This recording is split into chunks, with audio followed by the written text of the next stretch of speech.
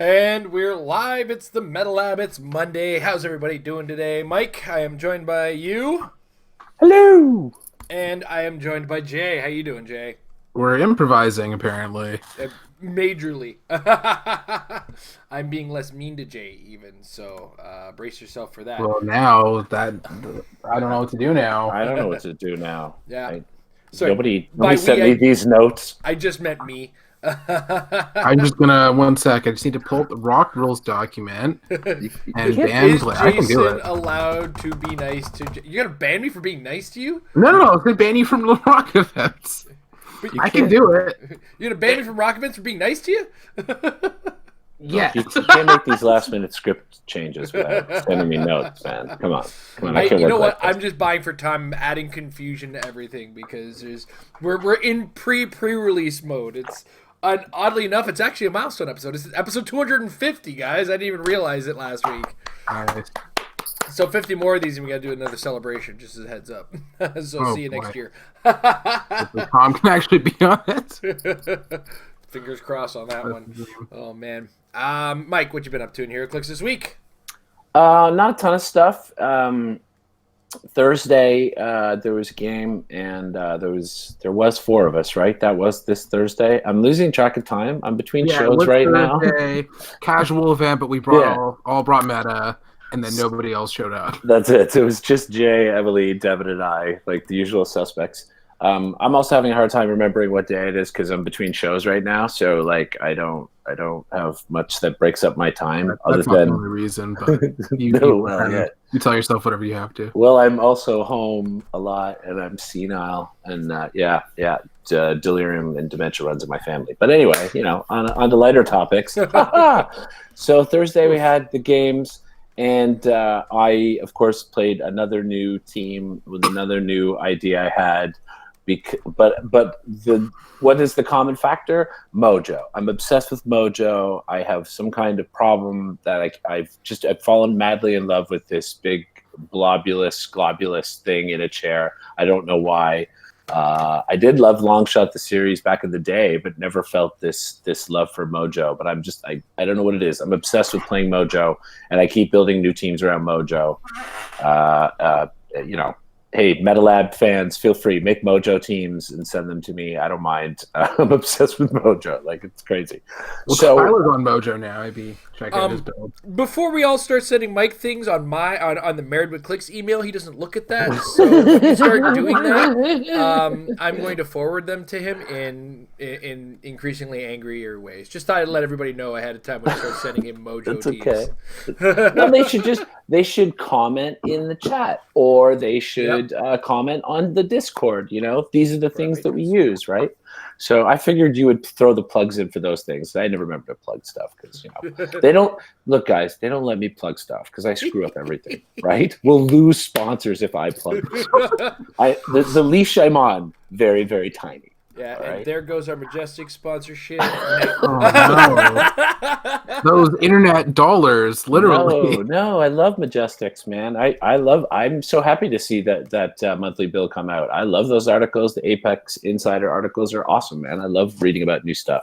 Even there's this guy, Jay Solomon. He writes these articles, and sometimes I'm like, you know what? I love that figure too. It's really weird. He doesn't write articles for them anymore.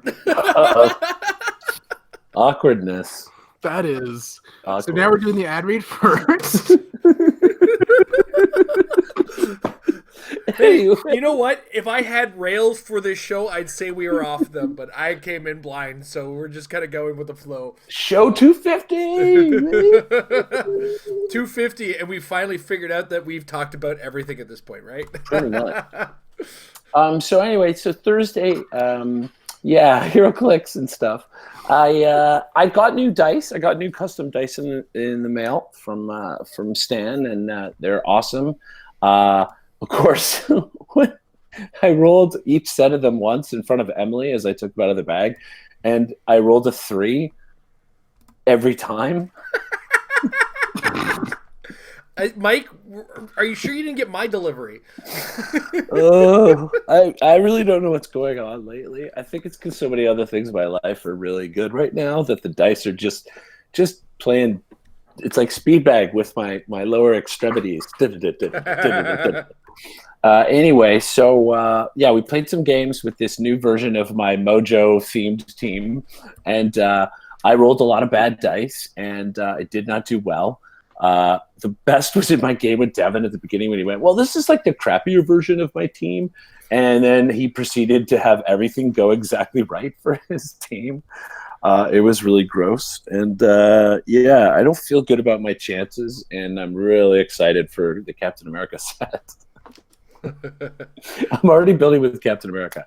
And Sunday we didn't get to play because, as everybody knows around here, there was a Magic pre-release. So any Magic release equals no HeroClix for us. Which was about the same over at Dolly's. So, what about you, Jay? I played the exact same event, and I somehow won all my games. Some of them were closer than others. I think Devin was technically a concession because he was playing a weird Jason Wingard team. I like Emma Frost, don't get me wrong, but I think like me enforcing her with that kind of build is like weird because she kind of just makes your opponent shoot you from 6 instead of 8. Like it didn't do as much as he would have hoped. And Emily was playing the same Blackbird, but instead of putting us on the States map this time, she put us on the mock time, which was different. I don't know if it was. I think it was better overall. I had one fun play where I basically had Q teleport over with a pocket 6 to triple target or dual target the 2 Icemans because she had the 2 Iceman Colossals and they don't have a reducer, so I rolled because I had the pocket 6. I rolled the 6s a bunch of times, and then it was like 3 probs either way. I almost got it, but it would have been a good play. But it would have been a better play to just attack with an actual character. So that's on me. But it was fun, and I can't remember how exactly the game with Mike went, but it was probably Mike. Poorly for me. Very, very poorly for me. Yeah, and then I tweaked my team in such a way as to have made that even harder, but we haven't actually played that through yet. Because I don't know, Captain Marvel, I like him, but the problems are that the way the team is structured, he's literally like, nobody else survives because Lawjaw isn't a standard character. Q is just not a standard character. A bunch of Colossals are not standard characters, so I don't know. Feels like he just sits there, so I might switch it for some other stuff, but I don't know. I don't know if able to be so cruel as to not use Captain Marvel because I love him too much. But other than that, that was literally it because Magic is a thing. And we have pre-release this week, so that'll be good times. We'll all pull Ultra Chases except for the X-Styles fans, so nobody in this show will pull it. I quite like the new run. I haven't read quite all of it, but I enjoyed what I did read.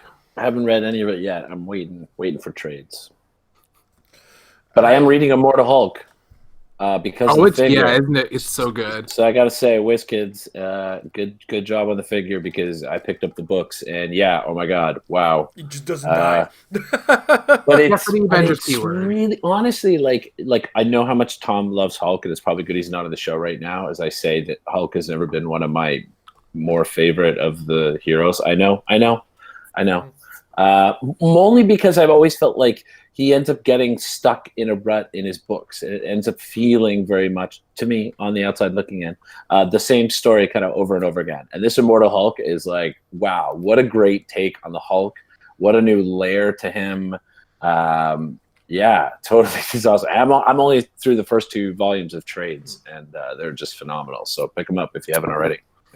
What I like is they kind of revisit the Dogs of War trade book storyline that where they kind of discover that Doc Samson lied to the Hulk and he wasn't the original type of it wasn't like the merging of the personalities, but rather just another personality in his schizophrenia.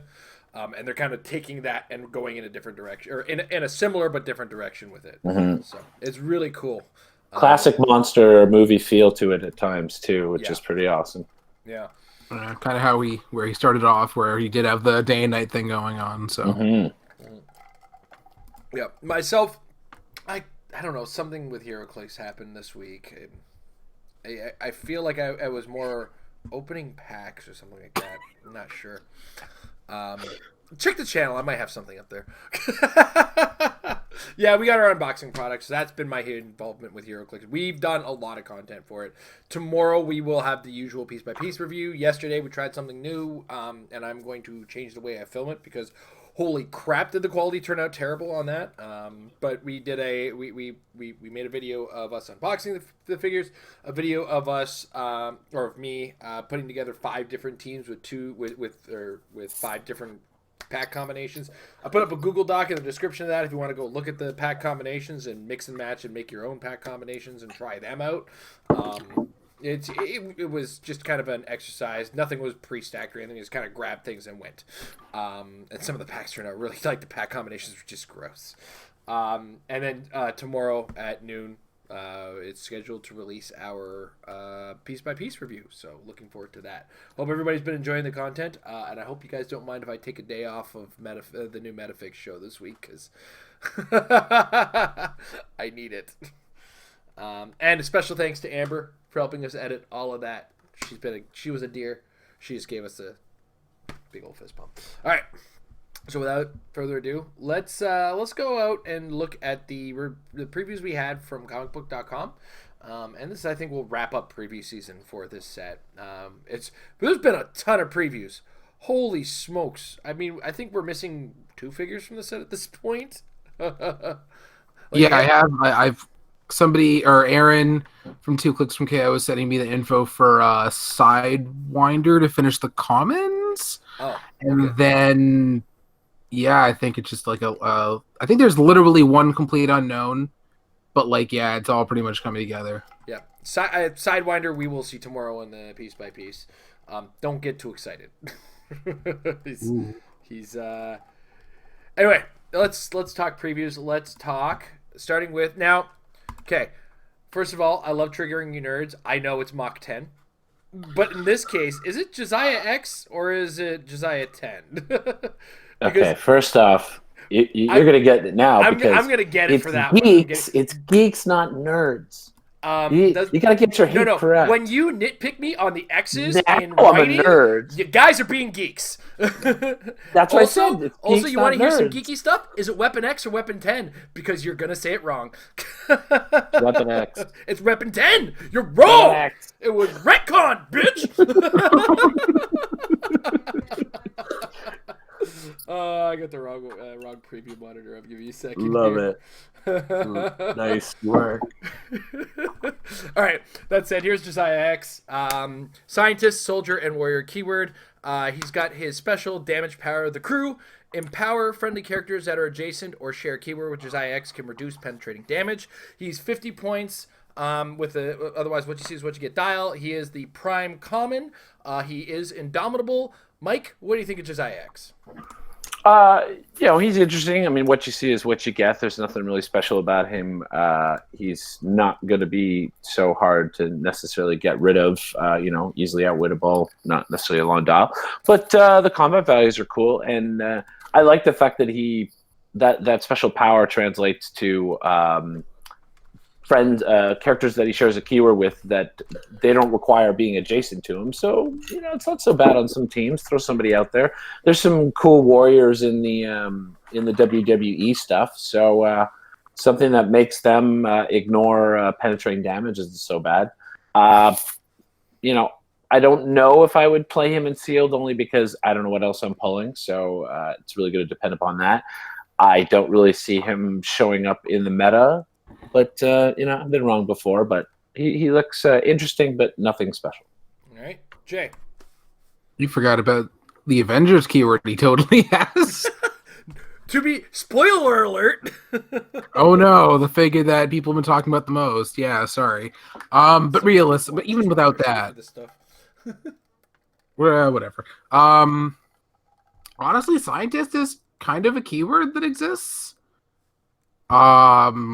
There's actually a fair amount of it in this set alone. Soldier is a keyword that exists. It's in this set. Warrior. If Eddie Guerrero actually had reducers. Right. And not just super senses. But on the right team, if you had like this guy and Eddie and the Wakanda maps, reroll super senses, I think you can maybe make something happen. But as Oh. far as being a prime Jesus. goes, I What don't was know. that noise? Something squelched in your mic. I don't know what happened. I don't know. I apologize to everybody, even though I've already yelled. And if you're wearing headphones, this is the worst headphone episode. The worst episode. I don't know what that was, but he could be fine at some point. I don't know. All right. I think the first thing that came to mind is scientist keyword. Oh wait, he's now going to he's going to keep my Stegron alive. He's not going to keep my Stegron alive. No, I'm just he kidding. isn't. All right, moving on. Steve Rogers, the talk of town, the talk of the town himself. All right. Steve Rogers, the Avengers, Howling Commandos, Invaders, Shield, and Soldier keywords. He's got the Assembled Avengers trait. I'm going to say it just because I've said it 1,000 times, but somebody may not know what it does yet. Once per turn, when Steve Rogers hits after resolutions, you may roll a d6. On a 5 to 6, if your force has 3 or more Avengers characters with the Avengers keyword, remove an action token from Steve Rogers, or give an action token to a hit target. If your force has 6 or more, do both. And then he's got the Living Legend trait, with other characters will have. The first time each game Steve Rogers would be KO'd, instead turn him to his last non-KO click, then roll a d6 and heal him equal to half the result.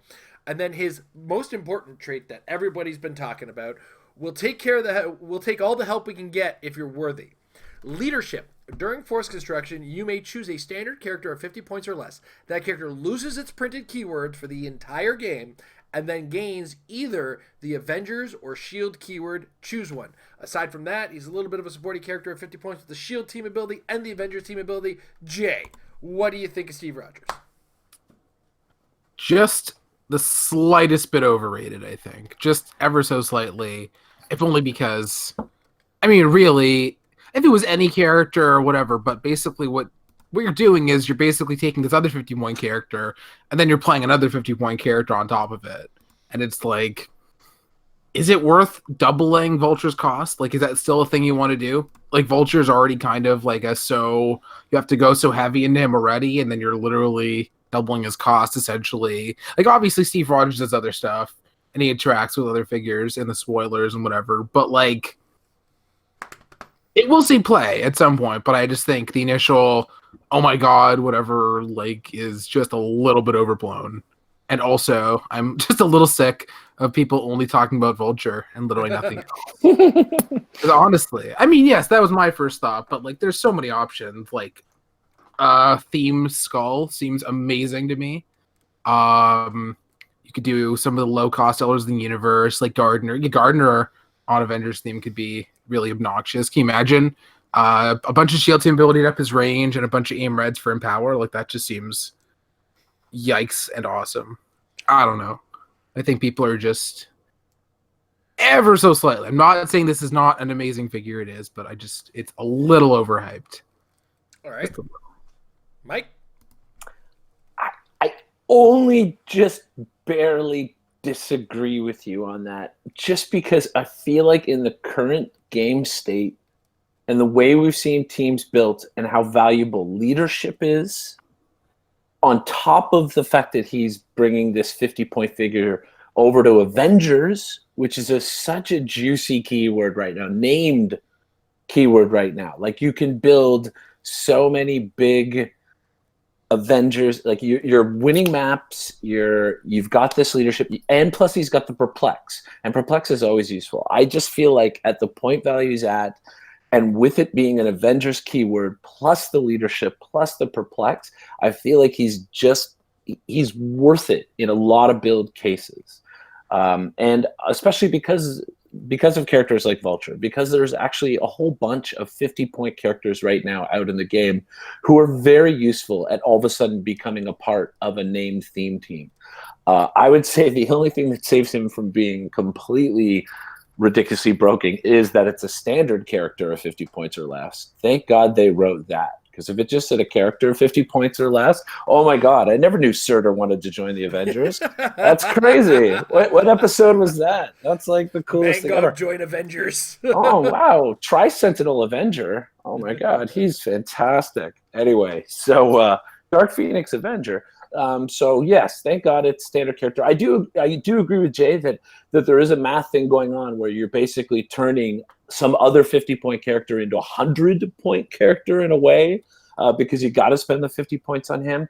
But the fact that he's also got leadership and the perplex, plus that keyword is such a juicy keyword, is the only reason why I think he is just worth the hype right now.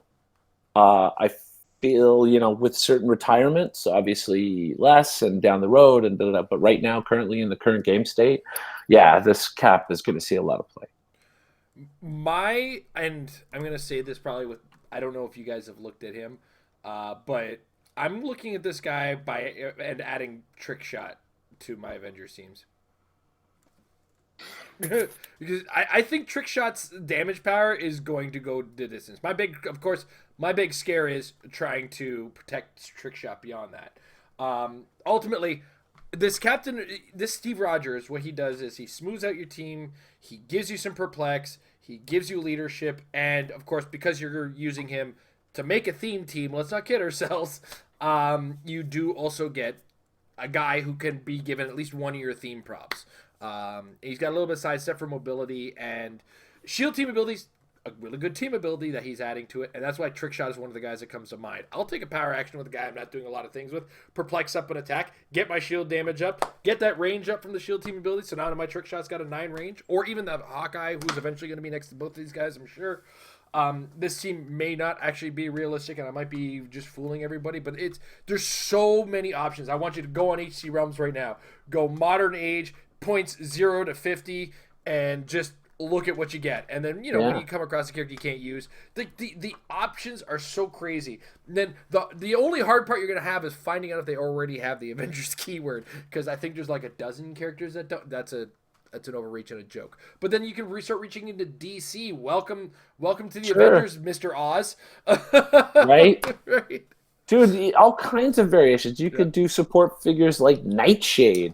All of a sudden, you got this figure who could port other figures up the map in small doses, and there's just so much stuff. Again, 50 points or less in the current game state onto a named theme team like Avengers, which we got so much stuff from Black Panther. Look at all those AIM guys. The AIM guys are already filling in the little nuanced spots and giving you outwit and perplex and enhancement and power. And now you've got this other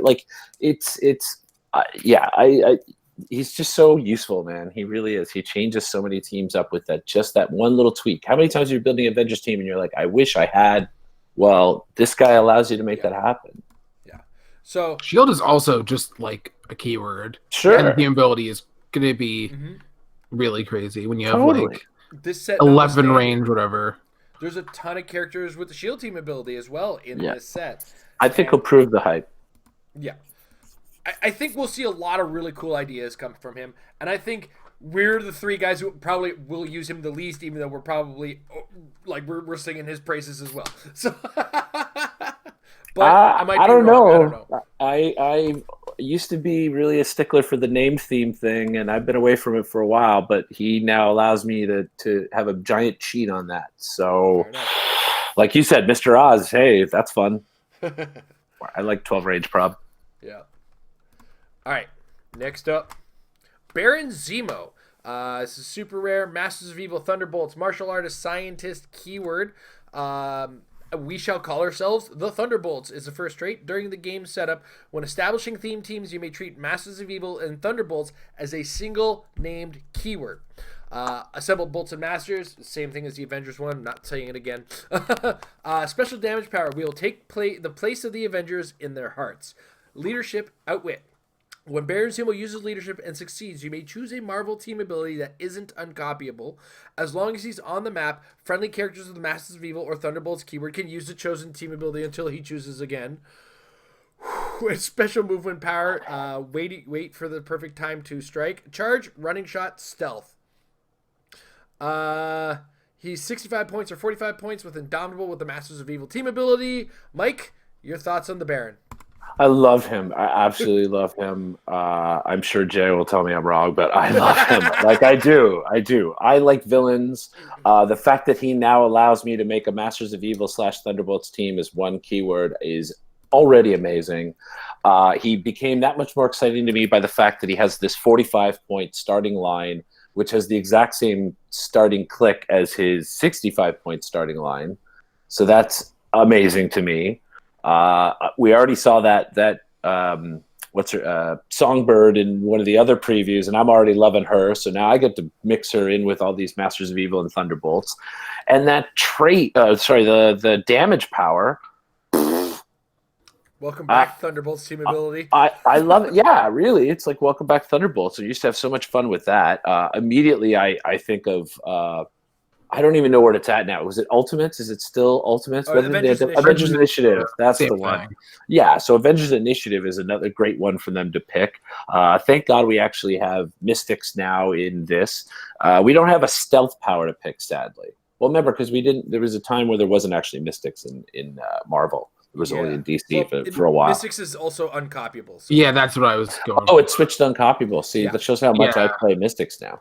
Yeah. But still, there's so many things you can pick with him. And again, the fact that he's got this 45-point starting line, which is like the same values as that 65-point starting line, I think he's great. I'm totally making teams with this guy. I'm excited. Mm-hmm. Jay? I don't think he's immediately necessarily like top tier, but I guess I haven't really looked over all of Masters of Evil and Thunderbolts to kind of put it all together. But I do feel like it could definitely be a thing at some point. And Stealth Mastermind is generally a good combination. His values are pretty solid. Masters of Evil's good. Like everything's good. I just think it's just a matter of putting together the conglomeration of the Masters of Evil and Thunderbolts and whatever their keyword cheating you feel is necessary to add on to it, but it could be a thing at some point. Yeah, I'm a little biased again because of my love of villains. So he's a little inflated in my mind. I'll admit it. So I think I realized. Have we determined where Atlas sits in this set? Super rare. Because okay. Ultron's the last chase. We saw the Clicks FX. Mm-hmm. I think we saw the rarity tab, but Atlas should be a super rare. Yeah, I just remember they previewed Atlas a while ago. I was like, hey, where did he go? I feel like he might be our mastermind fodder for this guy. Atlases tend to be a little tough on the defense side and deep in dial, hopefully. Of course, Absorbing Man also fits into that. And they share keywords, therefore, mastermind. Long and the short of it, I like him. Much like Mike, I'm going to try to come up with some ideas for him. I will play them against the better judgment of most people, because that's just what I'm doing this year until Dr. Doom shows up. And they keep on delaying it. Yeah, that's what they keep hearing me. It's like, oh god, we got to let Jason have a chance. Let's just push Dr. Doom a little further back. The set needs to come out. Okay, let's release both at once. Let's just end. We're just gonna end Jason's year. That's what they're gonna do. But yeah, I like Baron Zemo a lot. I do like the limitation from a design perspective that his leadership has to work for the Thunderbolts team ability to work. But man, when it works, and I think that Trick Shot has Thunderbolts, correct? He should. Yeah, he should. So all of a sudden, he's a welcome to the Avengers Initiative. Yeah, I'm just looking up Thunderbolts on Realms. It looks like he does. Oh boy! You can play Kobik and Alex Wilder on the same team. Yes, love it. Oh, this is going to be delightful. There's so much to do with this guy. I'm looking forward to him too, and I know actually the guy that runs Dolly's has been really excited about this Baron Zemo. So hopefully he's getting a good look at it right now. All right. Last, most certainly not least, and the most exciting for Amber and least exciting because of its rarity. This is the Ultra Chase. It is Peggy Carter from the Exiles. Peggy Carter is Captain America. She got the Avengers, Exiles, Howling Commandos, Shield, Pass, and Soldier keywords. She got the Living Legend trait. We talked about that earlier. When Steve fell, I had to step up. Sideline active. When a friendly character named Captain America or Steve Rogers of 50 points or more is KO'd by an opposing attack, you may place Peggy Carter from your sideline into that square on her blue starting line and deal her damage equal to the amount of damage taken by that character minus the damage he was clicked, the excess damage. And then her next thing, Becky Barnes, toughest girl in Brooklyn. When Peggy Carter starts the game, generate a Becky Barnes bystander. It's 75 or 50 points. She starts with 12 attack, 4 damage, and 19 defense with defend on the 75. 11 attack, 3 damage on the blue starting line, which you're probably going to bring from the sideline. She's indomitable. Becky Barnes is indomitable with 8 movement with sidestep, 18 defense with combat reflexes, and combat expert. We go to Jay for his thoughts on the Ultra Chase Peggy Carter. Oh, there's just so much to unpack. I like the starting the full 75-point starting line a lot. Just the values are all there. 12 attack, 4 damage is obviously good. 19 defend is good. She's not easy to kill. 7-click long dial plus the revive trait. Pog is good. Pog with keywords to take theme probs is good. Like, everything's good. Obviously, it's not like the most overwhelming broken dial ever, but I still think it's perfectly viable. And at a certain point, the X-Men with all the Robux in the world are going to go away. All the big Tonys are going to go away. So, like, printed values are actually going to matter more. It's not going to be everybody has a 13 all the time. So I think the 19 defend could be useful. Printed 4 damage. I don't know. And she has the shield keyword, so presumably you'll play her with some characters with the team ability. So her range gets better and all that stuff. I don't think I would play her at 50, just at 50. Obviously, when she comes in the game with her sideline active, she's 50, but that's fine. And I think that effect is very, very strong just because a bunch of the caps in this set have Living Legends trait as well. So you kill them once, they come back, you kill him, she comes in, you have to kill her twice, you get this Pog. If they're close enough, you're tying them up with an 18 reflexes Pog with good stats that can theme prob you. And honestly, like, taking the excess damage can be good. Like, if you can play it so that she ends up on the Empower at the right time, or the 18 reflexes, or if try and make sure that it's only the 1 damage. Like in the case of playing the Gauntlet Captain America chase, where he's always only taking 1. So you hit this guy 6 times, he finally dies, and then she comes in at full, brings in this Pog, like all this stuff. You play her off the Steve Rogers, like. And obviously, it's not always going to be good to play her. You're giving up extra points. You only do it if it's good. And then it's good. Or you just don't do it. And, oh no, you wasted 1 sideline spot for 0 points. Like, people play Trouble Alerts, and this is, like, differently good Trouble Alert.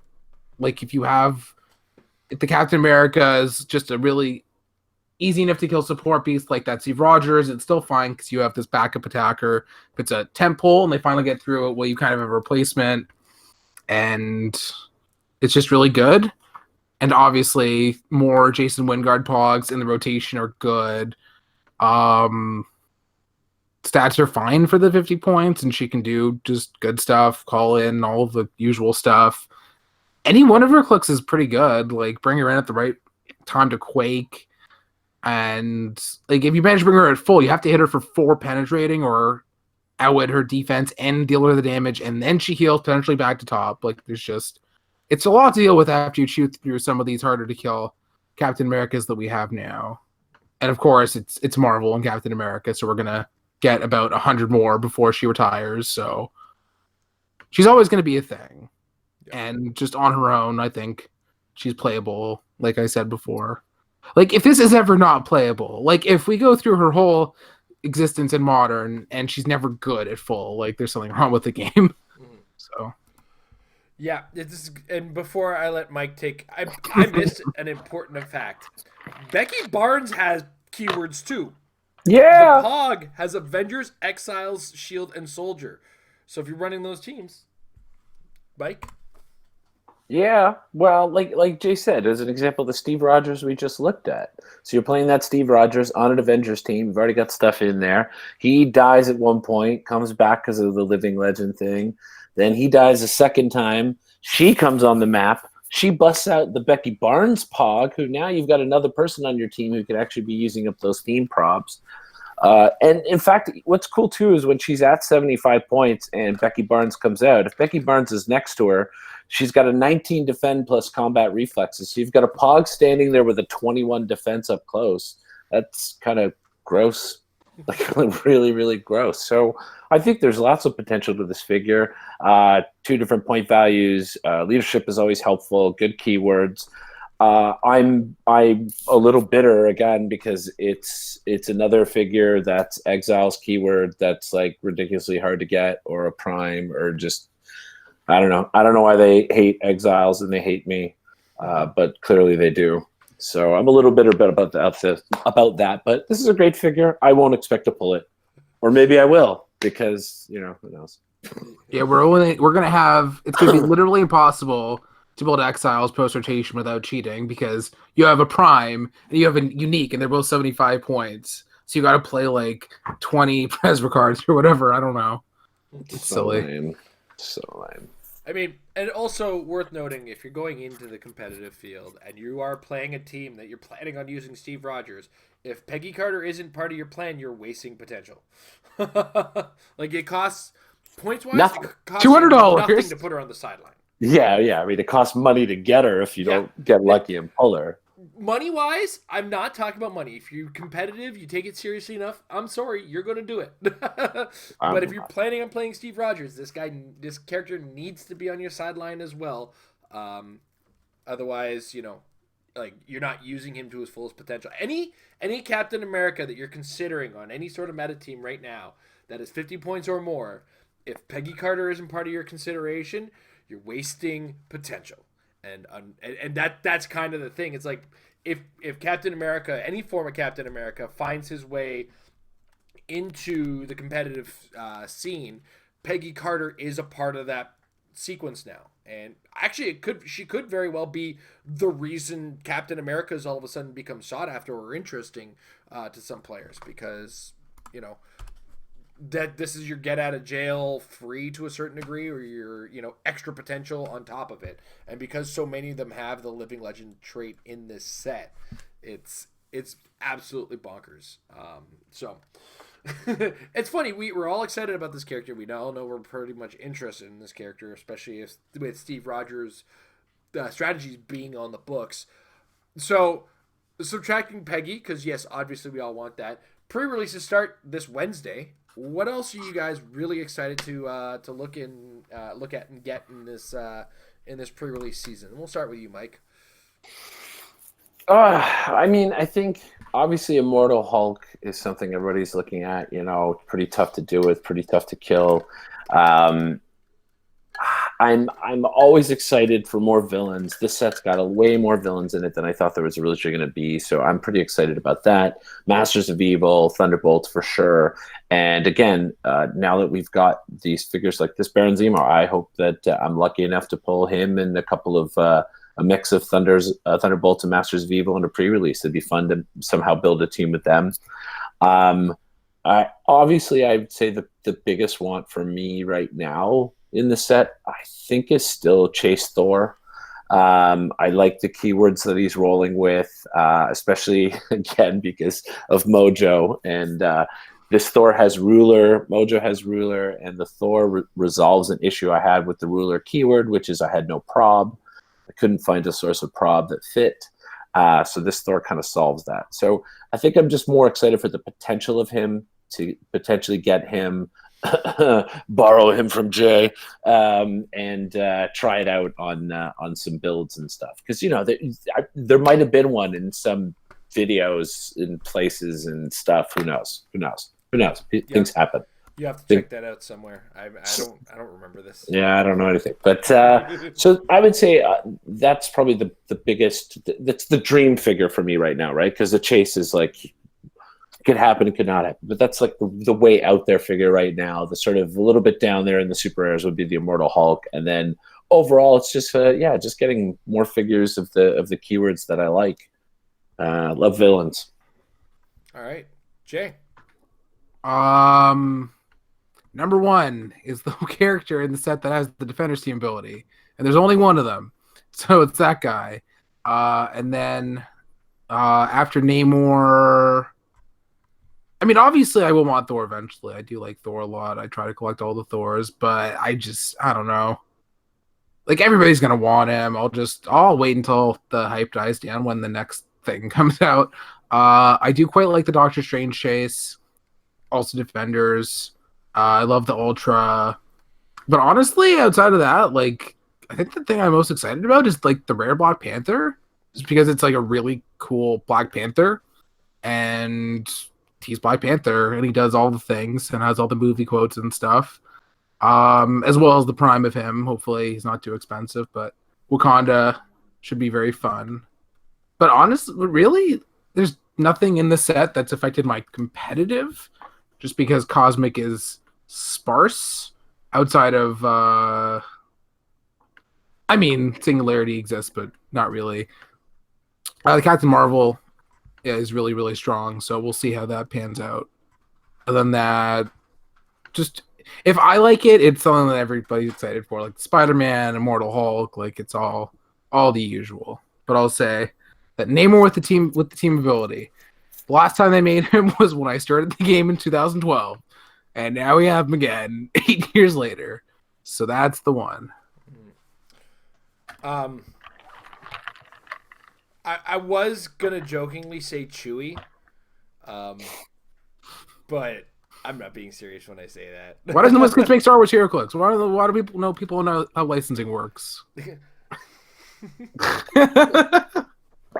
is a cat.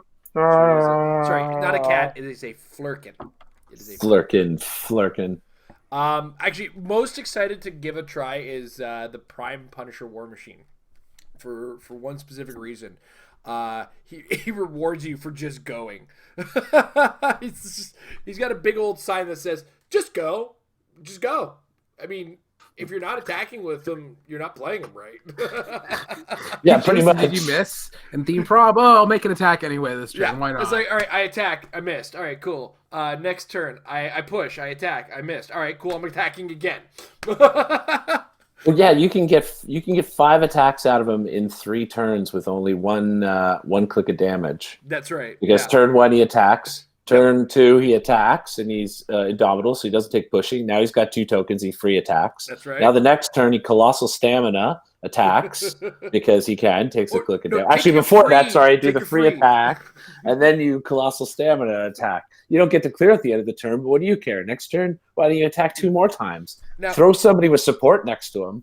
And he's Never got ending perplexed, story. but only for opposing characters. Oh darn! No. They got lower defense with my 12 attack. Well, you're gonna need it. Both of you are gonna need it. Oh, well, okay, yes, of course, the both of us are gonna need it.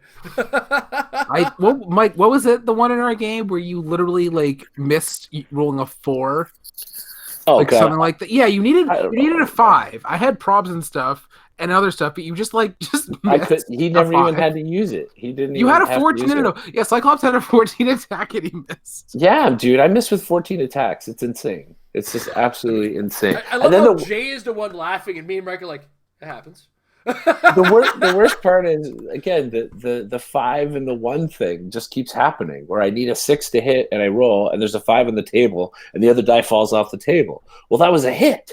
That was a guaranteed hit. No matter what that other number was, it was higher than 6. It was 6 or higher, right? And then I re-roll the die, and it's a miss. And I'm like, it's making me crazy. Stupid dice. Just wait till it just starts rolling off. It just starts rolling off. You're like, whatever. Okay, cool. It's a crit hit on the ground. Whatever. Awesome. I rolled. Oh, look, I missed. Cool. All right, on to the next thing. Pretty much. I've actually started making plans where it's like I'm making all of these actions to make this one big hit. I need a backup plan. So I got a 15 attack against an 18 defense. What can I do when I miss? Yeah. I think in that, what was it? In the New York States game where you were playing Stegron Iron Man, I remember one turn where you just had like 5 attacks and only one of them hit, but only one of them needed to hit. In my defense on that one, the dinosaurs had like a 9 attack. Yes, that too, but like... But yeah, that's been my thing lately. It's just like, how many attacks can I possibly throw in a single turn? One of them's bound to hit. I can no longer rely on like, oh, I got this one big attack with a huge dice, like almost no chance of missing. I'll find a way. I will find a way. And you know, and now with trick shot existing, and somebody's gonna use them. It's like, Yep, there it is. I I've actually given up. We have a younger player at our store who loves Nimrod, and I'm cool with that. To the point where it's taught me I'm not even perplexing up attack because if I'm gonna make the Hail Mary, you got to make the Hail Mary. Also, I wanna get the last bits of the shifting focus Iron Man. I think it's just the rare I haven't had a chance to get a good look at. Yeah, it's just a 3. Yeah. And I mean, I love shifting focus and the flexibility it gives. I also like the this time around they gave the flexibility of you don't necessarily have to shifting focus to get what you need if you're just looking for the attack power. I kind of like that. It was a neat the neat touch with the shifting focus. So Yeah, but it wasn't anything overpowered. It's still pretty balanced. But it's that whole situation where you're looking at a guy with super senses, and I'm about to charge you with the super strength version. Maybe the precision strike from the rare might be useful in this situation. You know, that I think that really adds to it because I'm still going to get my charged super strength, which I want to do a ton of damage with, and I would rather you had a harder time with the super senses. I mean, I'm going to miss anyway. That's not the point. Also, Machine Smith, because we know I'm putting him on the map. We know I am. I'm gonna do that. I'm gonna do that dumb thing. Overall, there's just a lot of really. This is not a set where it's like, oh my god, look at this big beefy thing. Aside from Thor, that's all encompassing. Gonna win the game. There's a lot of really cool gadgets in this set that really accentuate what we have already. I think that's my opinion on it. What do you think there, Mike? Yeah. Yeah. No, I'm excited for this set. There's a lot of interesting things. There's a lot of new takes on powers and new interactions that are coming in. I think it's definitely we're going to see a lot of these figures showing up in builds and changing some nuances, and then even more so, I think it'll almost be like a 2-stage thing. I think there's like a chunk of figures in this set that are immediately going to get to jump into the meta, and then I think there's a bunch of them that are really going to soar post-rotation, especially because of Xavier's school rotating out, and like Jay said, like. We're going to lose a whole bunch of perplexes that are all over the place. Plus, we're losing a whole chunk of ID cards. So there's going to be a definite shift in how people are building teams. Maybe we'll see a little less of the ID battery type teams because there'll be less choices with those. Who knows? All right. Jay? Yeah, there are definitely going to be some interesting sleepers, I think. Just because there's a lot of stuff that's obviously that good, but then there's some stuff that's like, I don't know. Like, I'm looking at Jolt, and I'm just seeing a character that only needs to hit twice and then can attack every turn is free. Or like the kind of thing like the War Machine or the Punisher War Machine where it's like those stats are really good, but is it good enough? Well, maybe if the right situation comes about or the right keywords, and then it's like, oh, okay, well, now that like Mangog is retired, I'm less afraid of retaliation. I can attack more with main force figures. Or like you just play 2 Thors because that's good enough. I don't know. I'm still laughing at you saying like Thor, like not. What'd you say about Thor? Like he's like something. You said something about Thor, like not being beefy or whatever. I'm like, well, yeah, everything's low cost when you undercost it. Like they can reprint the Brainiac Soul Ship and make it 25 points. That'd be pretty good. Based on the Thor math, yes, it's like a 50-point character. Welcome to the Avengers Brainiac Skull Ship. Oh no. Yeah, I'm just imagining like Justice League Unlimited, Lex Luthor, Brainiac, combination, Prime, 0-point trouble alert, and when it decreases your point value on your team, and just like yeah, but otherwise. Yeah, it's weird to not see like a really like big hitter necessarily. Just more like a lot of smaller attackers or more utility stuff. Like I think there's a lot of just straight up really good utility pieces. Like even just Pepper Potts and Happy Hogan are just really good. Like I was looking at Avengers builds and I was like, oh, but like I don't want to pay 50 points for a taxi. Like obviously Voyager is good. But I just didn't want to pay that many points. Oh, now we have Kite Man, but Avengers and can carry flyers. or a 25-point stealth Avengers Perplex that can also like pseudo prob Iron Man's, or like the other Peggy Carter. There's just like a lot of the littler stuff is more interesting, I think, at least. But then again, my favorite piece in the set is just the Shield Agent, just because it's just the sheer amount of utility you get for the points is just, it's crazy. I had a lot of fun writing up my exact thoughts in the Realms primer that I'm doing, or that I'm doing one of the opinions on. But yeah, it's a very interesting set. There's a lot going on. I was years old when I found out Pepper Potts was in the set. Had no idea. Her and now Victor Mancha.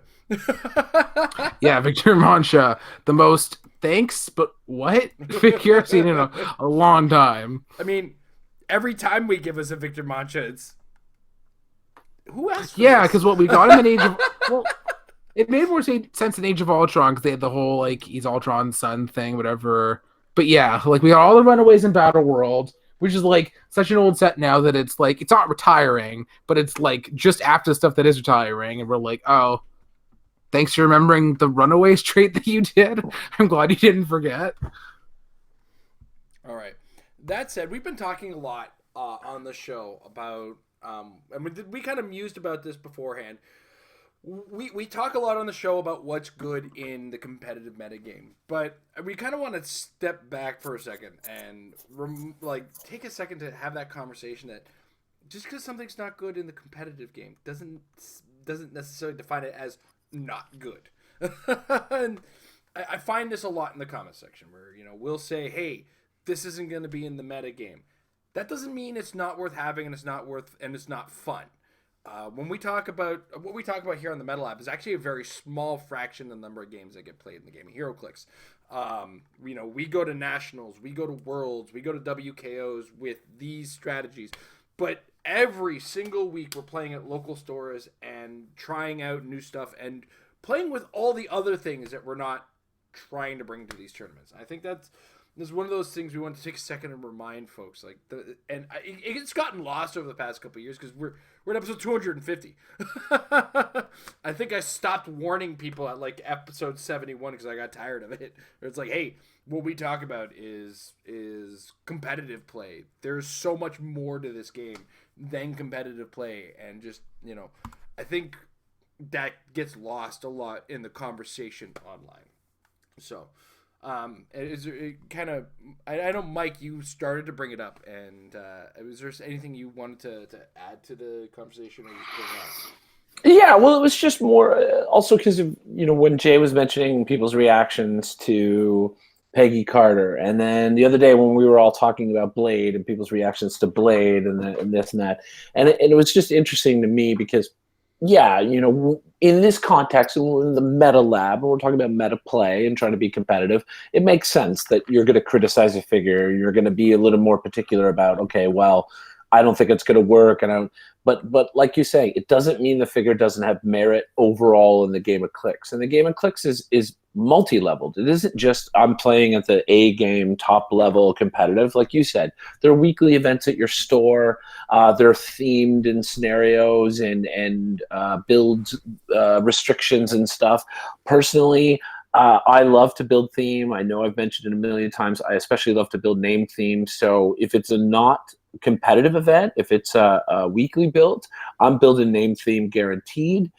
So I love to have a variety of figures, and who knows, honestly, I think there's been enough times in this game where someone has surprised us with a figure, where a figure's been written off, where it's been like, I don't know, and someone's managed to build a team and just like elevate it or completely surprise us. So it's never a good idea to just write something off, And also, I don't think WizKid's intention was that this game was only meant to be played competitively. This game is meant to be played by all different types of people who all got into it for different reasons. I didn't get into this because I was into competitive gaming. I got into HeroClix because I loved comics and I liked to play games. That's what got me into it. And then over the course of playing the game and then really enjoying it, I started to really want to get competitive at it, and then starting to enjoy the problem solving of it, and defeating an opponent with a problem solving sort of mindset. That's what I enjoyed. So we have to remember that people come into this game for different reasons. People are playing the game for different reasons, and so a figure might not fit this category, but could fit that category. And I think we do ourselves a disservice if we just poo-poo on everything, which is what seems to happen. Like, I mean, people got really bent out of shape about Peggy Carter. Oh, like somehow this isn't worth the Ultra Chase slot or something. I don't know, man. She's a really interesting figure. And like we've already pointed out, she makes Captain America's and Steve Rogers have a whole extra sort of set of life out of them. So that makes sense to put that kind of a figure into an Ultra Chase slot. It's just, I think we should just maintain perspective a little bit more. Jay? Ultra Chases should be niche, and they should not be the most competitive thing ever, because that will be very bad. And there's a good reason why WizKid said that the first one would not be ultra competitive. And like, yes, I personally play Captain Marvel, and it's me and one other guy. Hi, Caleb. Literally, I think. Thanos sees some play even now, because some people are weird and make just good enough minis of Thanos teams or whatever. And like, that's pretty much it. Nobody ever played Deadpool competitively. God help them. But yeah, I think she's at the right power level. But as far as the actual fun part, I mean, the first figure I mentioned was Namor, and I mean, I'm not saying it's literally never going to happen, but they would have to print something that, like, I don't know, says characters named Namor automatically win the game and have +3 stats, and there's a what's I don't know what Mike's term was, the Legion of Namors or whatever. The Council of Namor. Council of Namor. Yeah, but yeah, I yeah, and honestly, honestly, Atlanta swim team. That could work. It's fun. There's so many different Namor outfits now. Like, but see, you think of Namor as the original outfit, but like, wait a minute. The Atlantis swim team wouldn't be very good though, because everybody swims there. Like, it wouldn't be a shocking thing. They'd have to be like the Atlantis track team. Whoa, water polo team. That game's rough. No, but I'm saying it's the opposite, because everybody there lives in water, so it wouldn't be impressive. What's impressive are the people who do the things out of the water. So like a track team would be like, whoa, those guys run fast. It's amazing, because they all live in the water. They all swim. Who cares? Swim team. I do that. That's like, come on. Synchronized Namor swim team. This, Mike. Oh, I'm not. I'm not overthinking it. Trust me. I could. We don't have time. What I was gonna say is, but honestly, the thing is, for me, a lot of the time, sculpts matter. Like, I probably overhyped the Doctor Strange a little bit, but only because that sculpt is just so good, and I love the idea of playing it competitively. Same with like my current team. Like, Captain Marvel is one of the best sculpts ever. Lockjaw's good. Original Groot's good. Floors are good. Q is good. Like, I like the sculpts, and there's a lot of good sculpts here. And if the sculpt is good, it's gonna make me try a little bit harder. Like, I'm not gonna look at a Frenchie figure that has no sculpt and say, "Oh, I want to play this." No, I like sculpts. What set was that again? Was it the DC 75th set where they all just were standing there waiting for the bus? Yeah, that chase set was 75 years waiting for the bus. Oh my God, so brutally bad. They're so like this. Superman like this. What is going on? Hi, everyone. This is why this is a video show, not a podcast, ladies and gentlemen. Yeah. I kind of wish it was a video, a radio show now. What are they doing? We can't see what they're doing. And that's where we'll leave that. So yeah, guys, you know what? If you play the game on a regular basis, you have a bunch of figures you look at and go, I don't use these guys. Now's the time to use them. This week, I want to challenge everybody to just take a friend, pick a keyword, don't even pick 300 points. Pick 700 points of some keyword each of you take and play games of HeroClix. Just remember why we play this game. None of the sideline stuff. Don't try to be strategic. Just grab a bunch of figures, play a game. Like, Amazon. There we go. play Femazons versus the champions. Go have They're- fun. I think there is They some printed an episodes. assembly of evil keyword character in this set, so everything's off the rails. Yeah.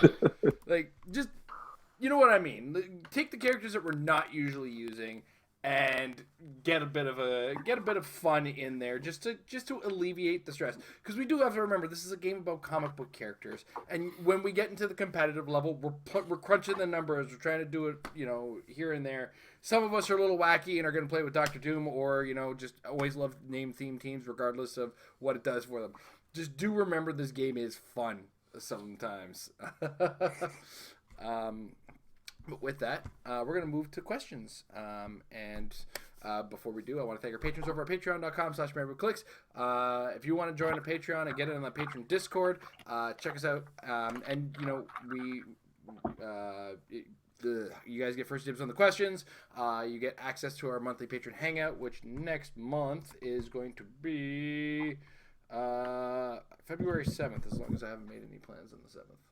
I don't think I've made any plans on the 7th. I have to double check that. Pending. It's going to be in February. It's going to be on a Friday.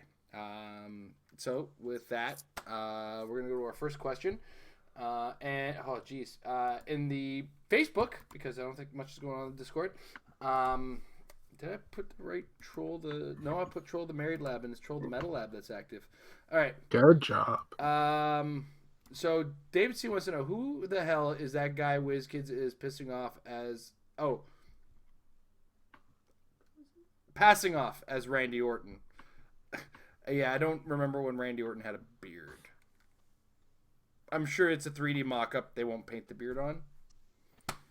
Or maybe that's just hiding the RKO out of nowhere. I don't know. What do you think, Mike?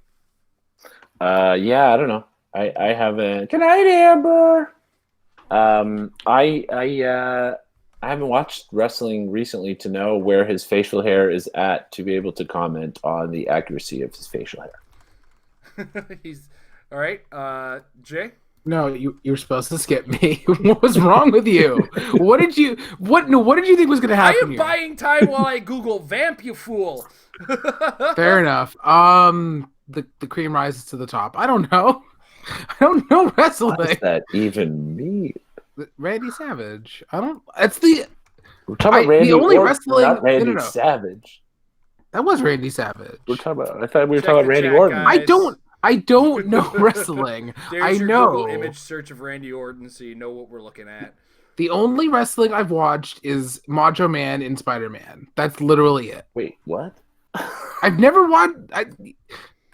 Yeah, You know exactly. what? I'm going to start I'm not the demanding right some research out of age. you guys when WWE Yeah, stuff you got- comes. You said that the first He's time. got to do some research, man. Come on, man. I'm gonna link you guys in our WhatsApp like some Ricky the Dragon Steamboat matches to look at, because next week we have some talking to do. I don't need to look at Ricky the Oh, Dragon please, Steamboat God. match. I loved Ricky the Dragon Steamboat back in the day. Please. Yeah. I'm just angry that they chose that sculpt for him. Just Why? Because when you know too much about wrestling, you know the reason he got stuck in that outfit, and he wasn't a fan of it. No, he so did not like that Did outfit. not like that. I want Jimmy Superfly Snuka. That's what I want. Yeah. Well, we got a Hulk Hogan, so coming around the corner. Oh yeah, that was a kind of a surprise. That was a surprise, yeah. Yeah. It'll be more of a surprise. Like, if we get Ultimate Warrior, that's when it's like, okay, they're just gonna make one. I will be so happy. I will come running into the room and I'll grab the box. See, I still remember it's in there. It's Let me ingrained. know. I'll start paying attention when we get the Iron Shake, not a moment before. I need your research for the Iron Sheik is to go on his Twitter. Yeah, I know. It's the best. And It's the absolute best pick a Twitter tweet, account. and that's what I'm saying to you right now. Oh, that's very rude, sir. I would like to I see take great umbrage to that, sir. I would like to see more classic ones too. I'd like to see some King Kong Bundy and Nikolai Volkov. Oh, that's my headphones. Never mind. Maybe some British Bulldogs would be nice. I I heard King Kong Bundy and the British Bulldogs. My speaker or my headphones cut out. Did you add anything else, or was it just No, Nikolai Volkov. Okay. Because if we're gonna do the Iron Sheik, you gotta have Nikolai Volkov in there too. I can see Volkov. I can see Sheiky. I don't know about Bundy because there's a weird thing. Yeah, I know. Just because of the with way a bus and a van and some engines. I know you were wrong about this in your predictions, but I do want to see the support pieces. Captain Lou Albano. The managers, yes, I do. I want to see Vince McMahon. I want to see. Oh no, Vince Gene. McMahon would be a wrestler, bro. Have you seen him? He's swole. Yeah. Captain Lou Albano with elastic bands on his face. Billy. I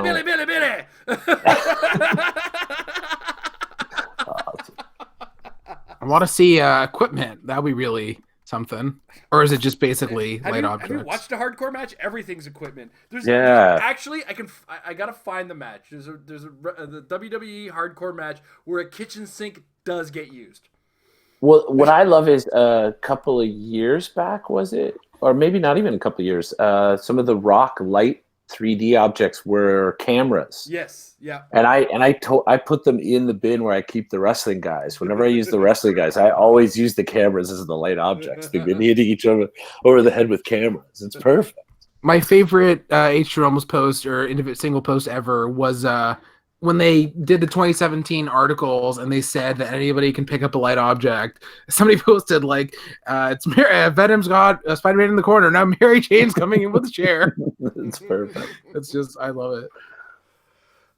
All right, we'll stop the wrestling chat for a little bit and move on to more questions. Thank God. Well, we need Tom here for it. Let's be real. I need Tom so you guys can relax and me and Tom can muse about the artistic wonders of wrestling. Anyway, Michael Fedor has a lot of questions over on the Facebook right now. Way to go, Michael. Yep. Before, as a matter of fact, while you're I think this is just going to be me on this one. While you were simulating some sealed builds, what is your final assessment on how strong of a set this is going to be for sealed tournaments? Our WKO on the 16th, that makes the set legal. Do I want this for the winter WKO? And then viewers go back and watch the unboxing video because it's great content. As far as the set, this is reminiscent of Avengers Defenders War as far as size is concerned. Now, there are exceptions. As we saw, I had the one build where I worked with the Thor. You can get up to 125 points with him. But it seems like, aside from Thor and a few other exceptions, 100 is like the peak of the set. And then everything kind of works below that. There are exceptions, but for the most part, not much goes above 100, so you kind of have to work with that. Mid-range characters actually seem a little bit more high-range as a result. 75 point becomes a strong 75, 85 points seems to be very strong in the set. And that, again, that's just based on like a brick of sealed pulls that I had to work with and different combinations I had. I do feel like the Iron Men get stronger if you get more than one of them, for sure. And I'm a little bit more hesitant to main force the common one over the other two, but I don't think he's unmain forceable. I think he is usable. So long and short of it, the way I'm seeing it from that experience is that this is a set where you're not going to get the easy answer for sure. You're going to have to play the heck out of the game on sealed, more so than some sets where we have seen, oh, he pulled the bomb, that guy's going to win. That's a little bit harder to come by, with exceptions. I think Thor is one of those big guys that's going to just absolutely be a beast to deal with. I know, but Mike and Jay have been looking at the set. What do you think, Mike? Sorry, I was busy looking at the next part of his question because you were like, "Oh, that question's for me." So I sort of checked out. Well, cursory look, like you've looked at things. How do you feel the sealed environment's going to look? I think oh man, honestly, to be sure, you have to really see how the correlation balances out. Yeah. Like, we really have to see how figures start showing up out of these boosters to be sure. I feel like it has a relative balance to it. It's weird though, because I mean, they put so much of this espionage trait in there that kind of defeats itself. It's like, hey, I have stealth, but everybody sees through it anyway. So thanks for nothing. So that within the set itself makes it kind of weird. But what's really fascinating to me about this in a sealed environment is I think you're going to see a higher number of theme teams being built out of this set. Again, really based on correlation, I don't know for sure, but there's a lot of repeating themes. There's a lot of potential there for building theme out of the gate, and with the way the power creep is, I'm just a little nervous that there's a couple of figures in this set that may run away with it. You know what I'm saying? Like Thor, thank God Thor's a chase, because at his point value, he's pretty gross in the sealed environment. Like he can rip through some things. So I'm not quite sure on the set. I feel like there could potentially be balance there, but yeah, I'm sorry. It's the most non-answer answer ever. Jay? I've actually been working on the sealed primers. I'm not like all the way through yet, and we still don't know the whole set, but like this is a very good sealed set, but Captain Marvel is also in it, is basically what I think. Marvel. Because there's next to no outwit protection in the set, and there's actually a lot of outwit, especially the lower rarities. Like in the commons, you have 1 second, I'm just pulling it up for exact numbers. Spy, I think, you have Sharon Carter can give outwit to a shield character, kind of limited, whatever. Nick Fury. You have Peggy Carter, the spy. You have Winter Soldier. Like, there's actually a lot of outwit in the set, and a lot of it stealth busting. There's still the Power Cosmic in the set is basically Strange Chase, but he has stealth anyway, so it's kind of Singularity, but she's not good. And then Captain Marvel gets protected at 100 stop clicks. So you're looking at these dials, and they're pretty potent, but also like, yeah, Punisher War Machine's pretty scary, but also like I can outwit him and like maybe even two-shot him depending on what I have, or outwit one of his defense powers, hit him. He has another defense power. I have another outwit, and then go from there. But there's some characters like Thor is just thick enough that you probably can't do that to him, and he can either deal with the swarm with his energy explosion, or he can just hit something really, really hard. Because Thor does one of two things, and those are both of them. And then Captain Marvel has Hypersonic that deals damage with the pen, a lot of stop clicks, has a Pog with Replex, all the stuff. So, but even then, like I feel like a team that's built enough, you could probably dogpile her. Also with the back of the card rule, that'll be interesting to see how this sealed set shapes up. But especially so, where you don't have to worry about memorizing. Oh, if I want to hit Thor, how much to the next invincible click and all that stuff. So you can actually deal with that much better. So I think that actually helps balance it a lot. Otherwise, it could be like, oh man, I have to memorize Thor and Captain Marvel and like all this stuff. So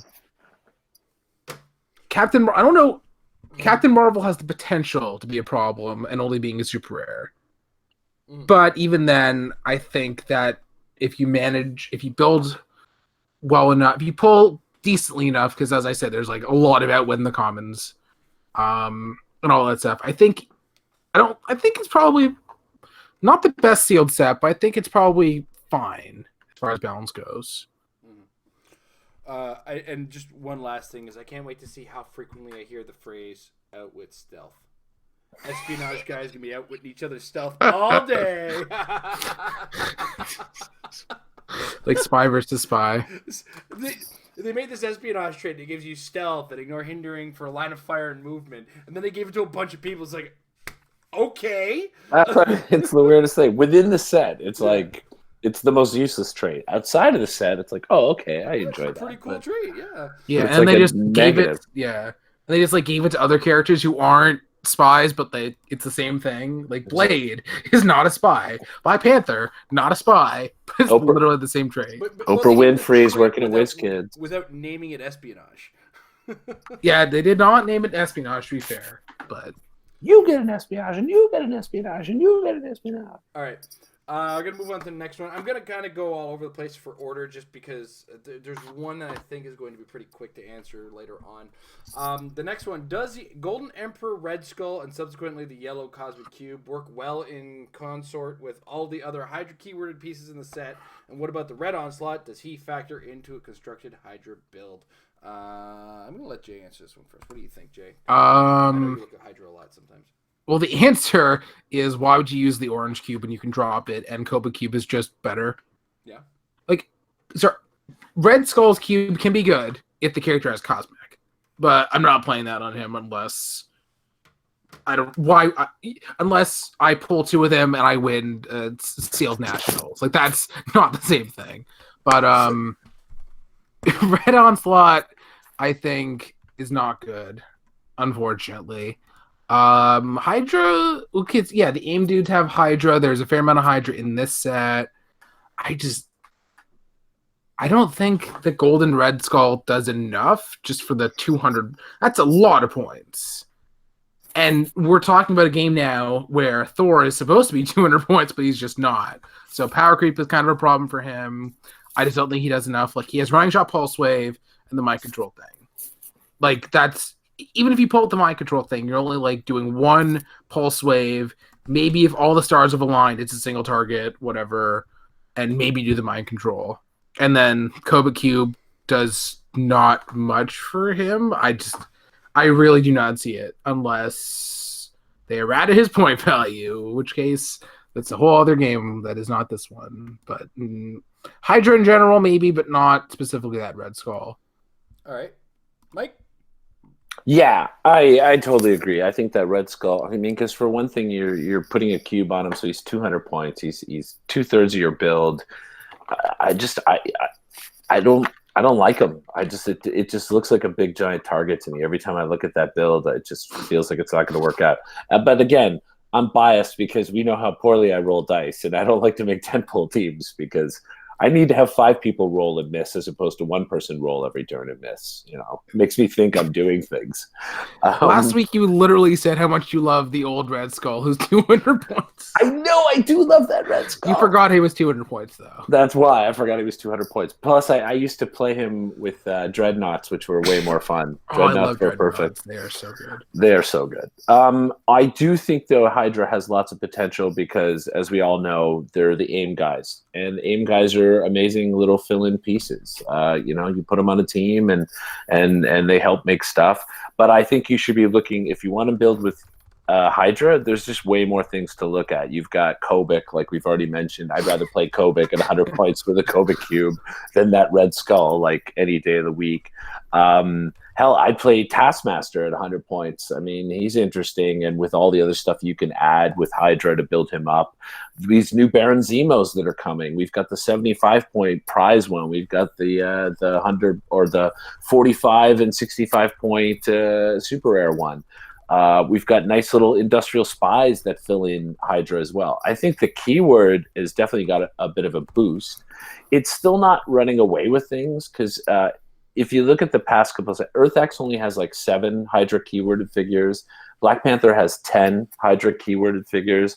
And then in this one, I think we've got about 8 or 9 Hydra keyworded figures. So it's not runaway numbers of things to build with, but I think you are getting nicer pieces to balance out. Even Fixer is a great Hydra keyworded figure that came out of this set. Just for having things like TK, it's great to have that little extra element of maneuverability around. And don't forget, there's that Hydra Falcon from Earth X is great on a Hydra team because he can carry a whole bunch of other guys. He's a good little filler in. So yes, I think Hydra has potential keyword. No, I would not spend 200 points and play that Golden Red Skull. I can't see that happening. There's other choices. There's other better choices. I'm surprised you managed to not mention President Osborne. How did you do that? I know. I went around everybody else but him. It was so obvious. It was too obvious. But he does, right? He's great. He makes anybody 75 points or less better.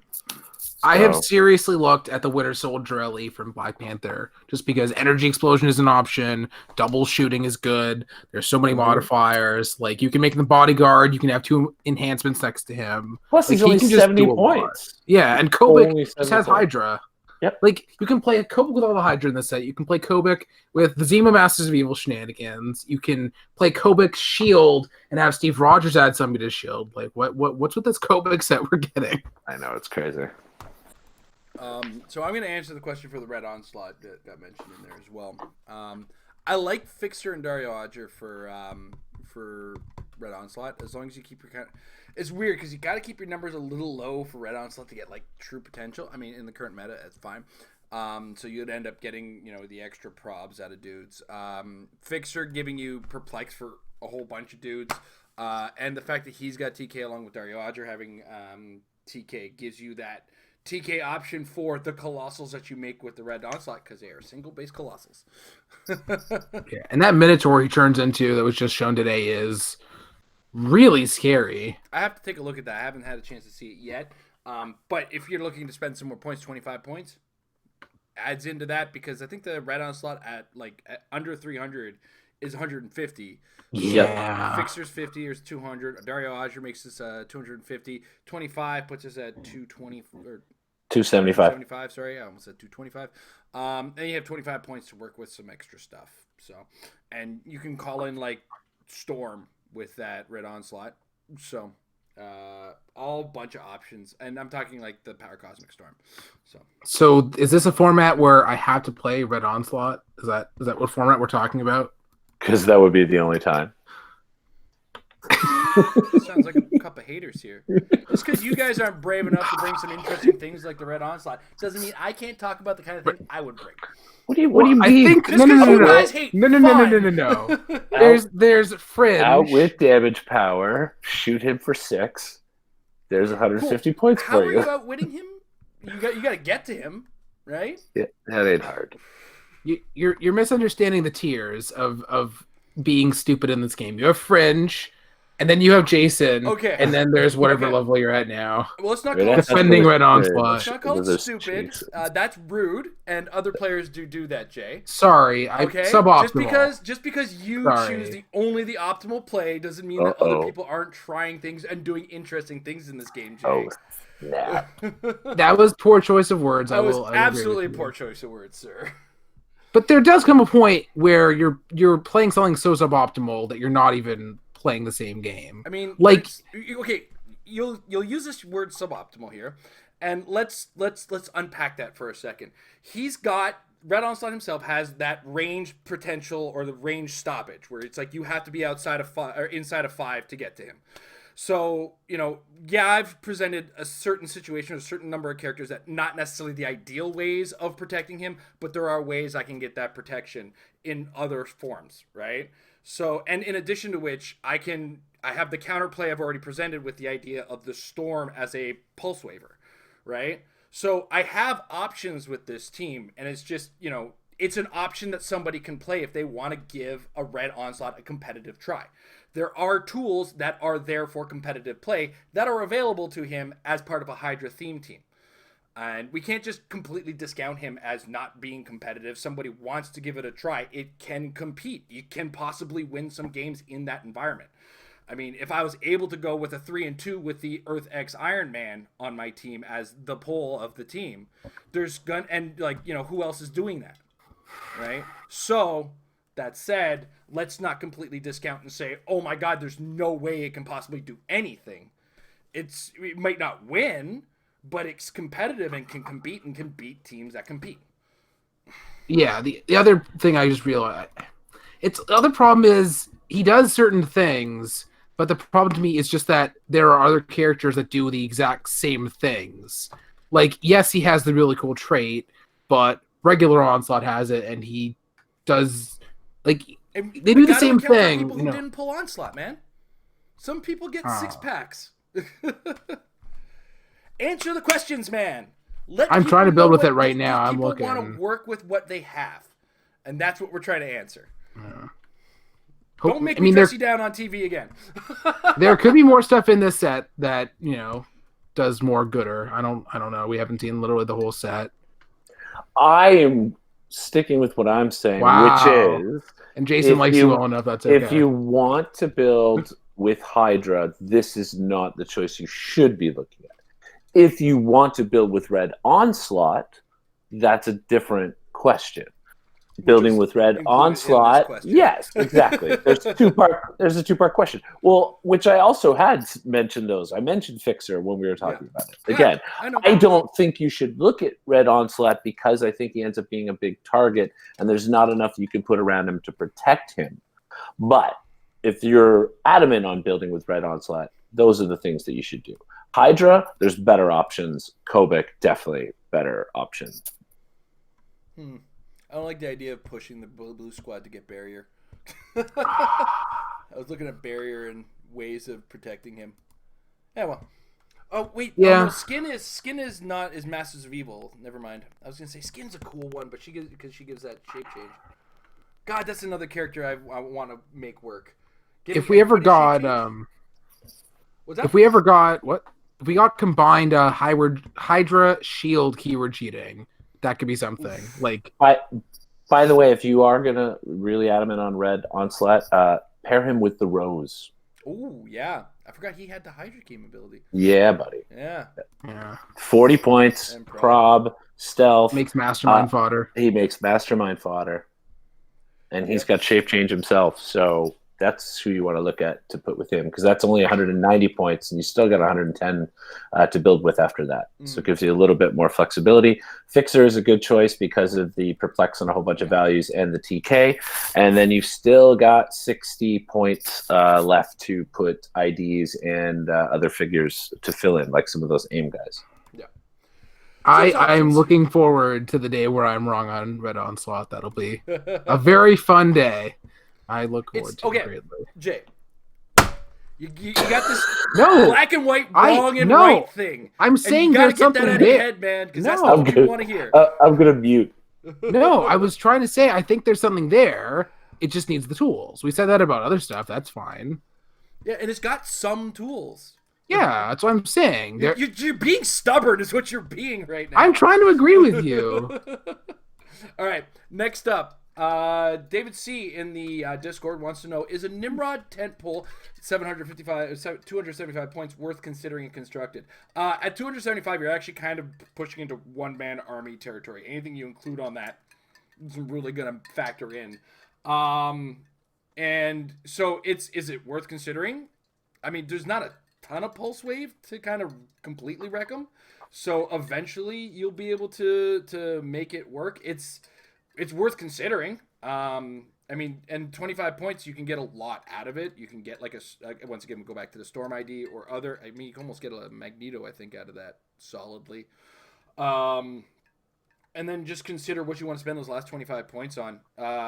If you're brave enough and worth the try, and you think you can roll consistently enough and not run into enough pulse wave, yeah, I think it can happen. I don't know. What do you think? You have just enough points, I think, like just enough to add enough tools to him to make it all work out. Like, you add the WWE ring for an extra reroll, even if they're pulse waving him.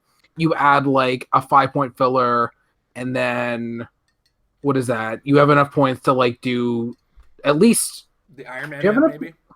Yeah, Iron Man map. You could add like 2 ID cards at that point, or I don't know. Have we added a character? Yeah, I said like you add like a random like a suited henchman or something. Okay, yeah. Suited henchman gets you 5 points. Why not? And or a triple ring, you for get no access reason. to the WWE powers, which go a long way. That's too. Some of them have weird range interactions. They don't specify close combat actions. So you did do reversal against me and Popper, so I did reversal. I chose reversal and submission hold the most in that entire tournament. Well, he's also only attack powers too. I'm just actually. Yeah. Stun is also one I think you can make effective use out of. Yeah, like once you do the WWE ring, yeah. So Nimrod, like random 5-point whatever. WWE ring is only 185. Friend of Humanity, so you have a theme team. Oh yes, that is a thing I forgot existed. So yeah, you get 2 character theme prop. Yeah, and then you do like Iron Man map bonus. Yeah, if you do if you do Nimrod, the Friend of Humanity at 5, the ring. A map bonus, you can do 2 5-point IDs, or you could do actually like you do 2 IDs because I don't think you don't have the points at that point to do 3 IDs and 3 characters. It's funny We are currently talking about spending 25 points in this game. I love this game. Yeah, that's the problem. How would you spend 25 points on that, Mike? Oh God, I don't know. Surtur? Yeah. Oh man. Mike's going all in. It's like, oh, you did hit my Nimrod? Bad news. Bad No, news I would- bears. It would all be small fill-in stuff. Like you guys have already covered all this stuff. I would be nervous about playing again one-man army, but out of any figure, Nimrod's one of the ones you could get away with it. Like, I mean, oh man, it could so go your way. Yeah. I don't want to be on the losing end of that. No. I don't want that. I don't like true one-man armies where it's literally like even like full point Unimind, even though you have 5 points. Like really, like you have him in one small element. Like I don't like the idea of going literally all in. Like at least you have the tools, and of course on this team you have room for like a bunch of trouble alerts, which Jason's gonna get every single turn because he's gonna crit miss every single turn. Oh, well, okay. I'm going to do it because I'm critically missing that frequently, apparently. I'm not missing 3 times. I'm not even making 3 attacks with this Yeah. team. But yeah, in this, thankfully, you have enough points to just make it a team, like not just the one thing. You know what I mean? Like team bases had prob, but this is like if you're playing literally one character, like that's I don't like it. But thankfully, 275 is just enough apparently to build a whole extra team. All right. Going back to Michael Fedor on the Facebook. Let's talk tent poles. Is there any possible tent pole builds in the new set, or is WizKids phase of practice out more evenly spread set? Okay, so going back to definitions get weird because we just had somebody ask about tent pole, but that was closer to a one-man army, and then we talk about tent poles. We generally can, like, I think the definition is usually one character has more than 50% of your team. So, for instance, like my Pauper team with an Onslaught was 175. I'd consider that a 10-pull team with things around it, things that didn't perform as well as I'd like them to in some cases. Other times they perform perfectly fine. That said, this set only, I think the highest point character is 150 with the Captain Marvel. Captain Marvel. Yeah, so it's not really what the set is doing. Any disagreements on that there, guys? No. I mean, I would basically qualify Captain Marvel at full as a temple. Like that's not including Thor at full, who should be more points. But like even Thor as is, you just probably play more at 75. Like I know Mike is going to play him at 125, but I think generally it's better to do 75. So even when we're talking about the second absolute highest starting line in the set, I'm saying I don't even like it at that value anyway. So I do think Captain Marvel is very, very, very good. And post Unimind being gone, you're paying less points, but like three times the hell, like 3 stop clicks, whatever. So I think she could be a thing. So that'll be a tempo to watch out for. All right, cool. Next up, and he has a question with Absorbing Man. Does he have enough speed to carry the mystical ball and chain, or at least offset the effects? Okay, so I think he's talking about the enchanted ball and chain doesn't seem to have a movement penalty. Adamantium. The adamantium ball and chain modify speed -3 when this character hits. After resolution, you may KO this object. If you do, hit a character to modify speed -3 for the rest of the game. Well, Absorbing Man had like a starting 6 speed or something like that, right? 8. It's 8 printed, and then there's the possibility of the +2 depending on the terrain that he absorbs. Okay, so I mean, I don't see why not. Aside from this, doesn't seem like the optimal play. I mean, it's an option. You can do it. Honestly, almost the enchanted ball and chain seems better. But he's got to start. He's got the ability to offset it. Does any terrain give him sidestep? Negative, but he has sidestep 2 clicks down. Okay, so he can work it. I mean, again, we're all giving that frowny face along the lines like, you can, sure.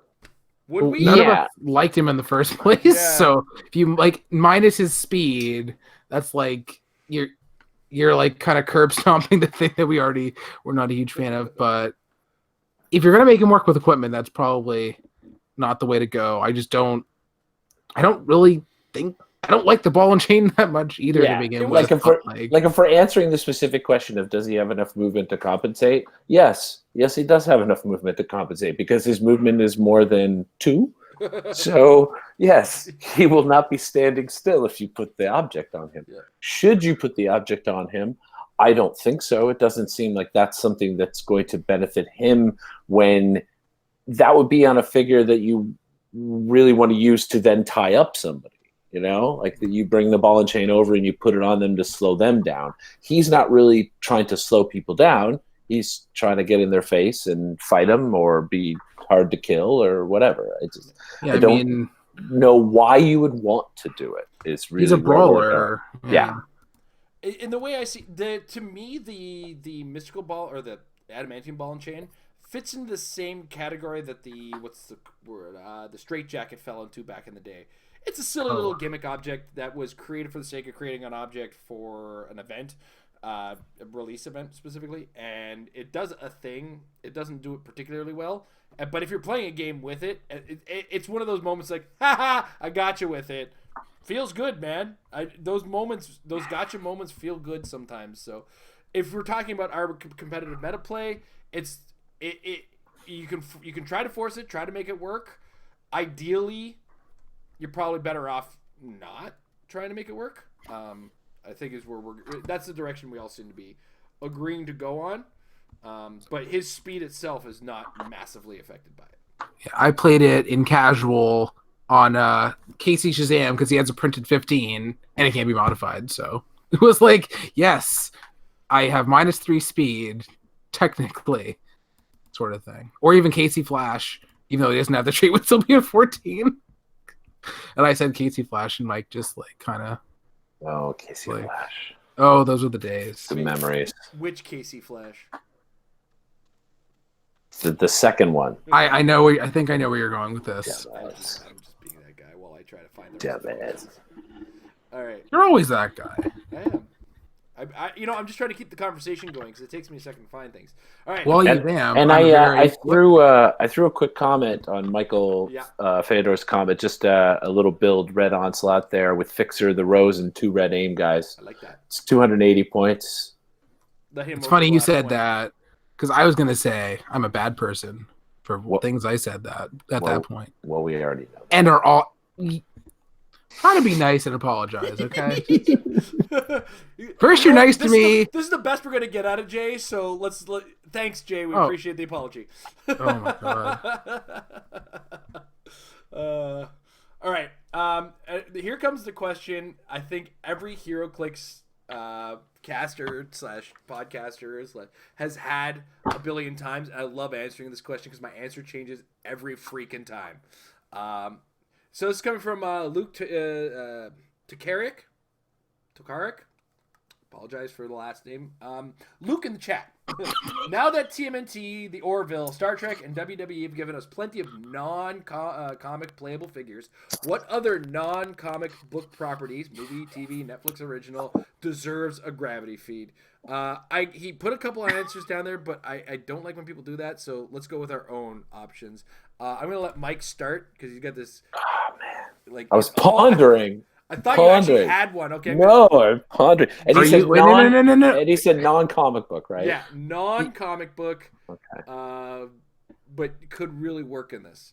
So I was going to say, are you pondering what I'm pondering? And then that leads into actually, honestly, a kind of okay one. Well, I'll let you go because Mike. Okay, I was going to say he's got the thinker going. I mean, not with the fist, but he's got the old man hand on. I have this too sometimes. So, Jay, what do you got? My immediate instinct is, in addition to we should have Zoo Crew, I think just like any sort of wacky, violent, old-timey cartoon could be like a thing. I mean, we got slapstick. Yeah, we have slapstick in this game, and he could pick any speed power. Yeah. So like, why could I not have like, the Roadrunner or whatever? Like, why could I not have Tom and Jerry? Like anything that would be. Well, also, like, you have the animals, but then you have their equipment of, like, the 7-foot-tall Acme hammer with rocket booster attached. So, yeah, like, insert whatever your particular favorite violent cartoon that should not be shown to children is. I don't know. Okay, like Happy Tree Friends. Oh no! You took this to another level. That is Sorry, was R rated too far? kind of. All right, Mike, you look like you're out of thought. Did you get one? Oh man, I almost feel like there's too many choices there because as soon as Jay says cartoons, right? I mean, there's like a huge pile of stuff there. I feel like a lot of the ideas are obvious, like Transformers. I think is an obvious, That's like the first that any hero right? That's what I mean. I Like mean, it's always I'm that. gonna pull It's a good one, though. Technically, sir, there is a Marvel comic based on it, and that's There the there marketing is. So tool they okay, use for North fine. America, along with GI Joe. All right, And Doctor all right, Who. all right. You'll retentive. Okay. I'm So, just kidding. Sorry, I would well, less ultimately, inclined on the Doctor Who. I would not argue on Doctor Who on that one because that comic is because of the show. The other two that I mentioned are because they were part of the marketing tools of it. Also, technically, TMNT was a comic first anyway. well, I mean, everything's been a comic, really. It's true. Ultimately, I would say what would be really cool for me, being old, would be a lot of the old, sort of Japanime series and stuff Okay. like Robotech, Yep. Star Blazers, Space Musketeers, all that stuff. I'm gonna save Grandizer Ace and Shogun Warriors as like I'm gonna save colossal. you before the chat gets you. Mangas aren't gonna count right now. Go ahead. Yeah, Grandizer Ace and Shogun Warrior and stuff like that would be awesome. I would be Ghost so in the into that. Shell, but only the Scarlett Johansson version. Get out. Get out. No. Like I can accept you calling a figure trash. I'm not letting you bring that onto my show.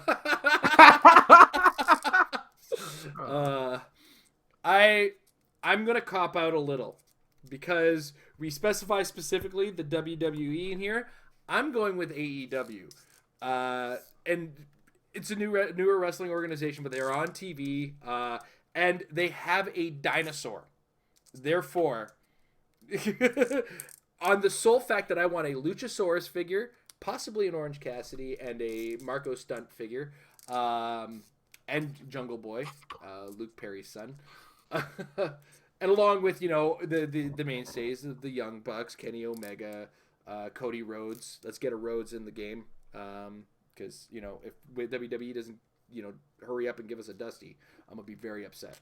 A Dusty, or even give us all 3 Rhodes kids in the WWE, I'll be content enough. But yeah, just throw another wrestling organization into the mix. Why not? Make them work in a similar way. They'll have their own way of working as well, and I think there's enough differences between the way they would work versus the way that some of the wrestlers of WWE work that you get to provide a few more agile characters, a little bit more quick moving, combat reflexing, super sensing kind of dudes, as opposed to like outright fighty dudes. There's a few of them in WWE, but not as many standouts per se. So to jump off of your idea, you want a really bad one? What? Sports Clicks. Sports Clicks. Sports Click. It's already been Baseball player. I know that's Football the joke. player. You know what? Actually, I thought of what I would really want. What? And I don't know if everybody saw the show Misfits. Oh yeah, So, that would be pretty cool. The British one. Right? Yeah. So, and it was these kids. They all end up with powers. It seems like it fits perfectly in there. Delinquents that end up with powers. That's the beauty of it. Yeah, the figures would be a little boring for the first set because they all be in the orange jumpsuit. It's just the same outfit. I can't tell which figure's which. But it translates directly into the world that is HeroClix and comics. So yeah. And their powers were a lot more interesting. And they use them in more interesting ways. Yeah. I caught some of that with Amber. I was a little intrigued by it. I still have to go through and watch it. Oh, you really should. It gets actually really good. There's a fantastic time paradox thing that happens. You really should watch it. Yeah, it's one of those situations where it's like I gotta just get my time to do that, and I don't get my alone time to do that as much anymore. You would have been really good to I think is gonna answer for this question. If WizKids actually got to use Nickelodeon license for anything other than Turtles, just like more stuff. Avatar. Avatar is number one answer. You could print money. If you printed SpongeBob HeroClix, that would just print money. Oh my god. And that one spans because when SpongeBob first came out, I was at and yes, okay, Mike's gonna be a little older, so his experience in it is gonna be different. But I was about 16 when it came out, and kids who were guys who were my age, who were on certain substances, were big into SpongeBob as well. And I mean that stuff's legal in Canada now, so but. Yeah, I mean, like, potheads loved it, and then kids loved it because it's a wacky cartoon. That one really spans a lot of ages, and you're right. Like, if they included SpongeBob somehow in this game, I would definitely, also foresee a lot of people joining in. Now that you mentioned cross demographic, whatever, if you like any of the cartoons now they're cartoons, but they're just that good, like Adventure Time, Steven Universe. Like, I don't know if you've seen Tyler Speeds' action tokens, but they're actually really cool Steven Universe ones. So that would be, yeah. But yeah, Adventure Time would be amazing. Yeah. Adventure Time and Steven Universe would definitely fit in the world as well. Yeah. My actual last answer is Rick and Morty's been in so many games. It's only a matter of time. What are you talking about, Jay? You can't just do that to the time. It just doesn't work. Morty. You can't do that, Morty. Oh, dear. All right. Anything before we go? All right. On that note, then, I want to thank our sponsors over MajesticCCG.com. Check out the Apex Insiders. $3 a month gets you access to some of the greatest brains in the game of HeroClix and some other ones. I recently put up an article on the Apex Insiders talking about WWE and how they kind of fit into the modern age game. So check that out. We also want to thank our patrons over at patreon.com/BraveWithClicks. Your support goes a long way, and we love you guys. Check it out if you want to help support us in that way. Aside from that, I want to thank Mike and Jay for joining me today. You guys have been wonderful. We were nice and shouty, and we took an episode of nothing and made it into something. As we do on this show. That's like the story of my life.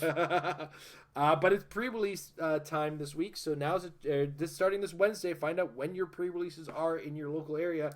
And get a couple games in with this new stuff because it's as good as practice, and we all know about practice. It makes your team better. Everybody have a good evening.